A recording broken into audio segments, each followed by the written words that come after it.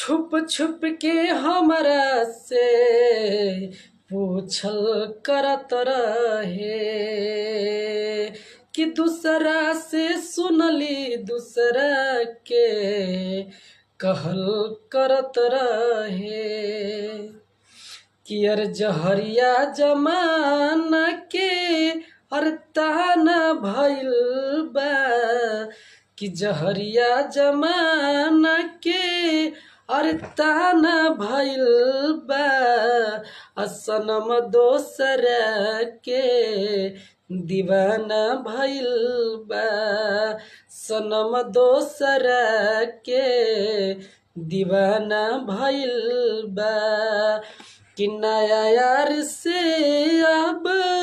याराना भइल बा कि नया यार से अब